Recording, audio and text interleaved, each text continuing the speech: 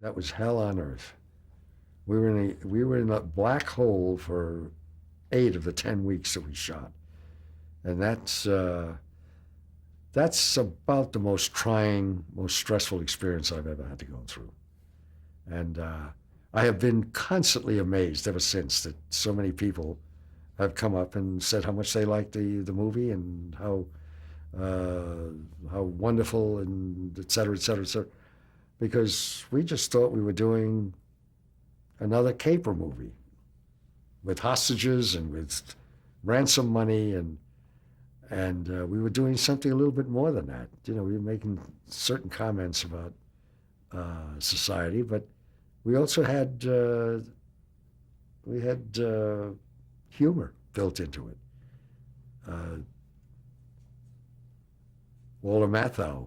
I mean, could not think of doing something like Pelham 123 without that lovely slight 5% off center quality that Walter brought to it. And it was a hell of a cast. You know, Robert Shaw, Martin Balsam. Can you talk a little bit about having to wear a mask underneath? Why was that? Well, that's what made it hell on earth. Because every time we moved a train, for instance, there was 70 to 100 years worth of dust that raised up and just wiped out your throat, and everybody was coughing. We all had to wear surgical masks because there's no way you could move around without kicking up all that soot and dust that's been down there for years. I'm amazed that all of us came out of it still alive.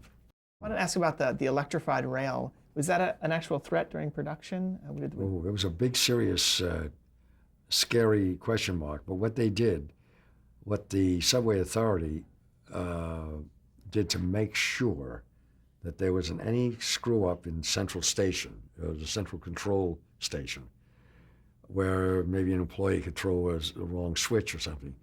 And in addition to shutting down the third rail of whatever station we were working in, or whatever part of the tunnel we worked with, they wrapped heavy chain, the links were enormous, around or laid it on top of the third rail and somehow fastened it. And so that if by chance somebody would kick the wrong switch, the chain would short circuit the voltage. But you still got a little nervous, especially when Bob Shaw had to put his foot against it. And nobody ever tested the third rail until Bob had to actually touch it with his foot. And then it was double tested and double checked, because those kind of accidents could happen. That's a lot of voltage. But the thing about working in a tunnel filled with that kind of gloominess for 16 hours or 14 hours a day, it's almost like working in a coal mine that we talked about before. I suddenly had the feeling that I was experiencing something that my father went through in West Virginia, in that coal mine. Then you'd come out and you'd realize that, first of all, it's still daylight because it was summer, and that was a shock. But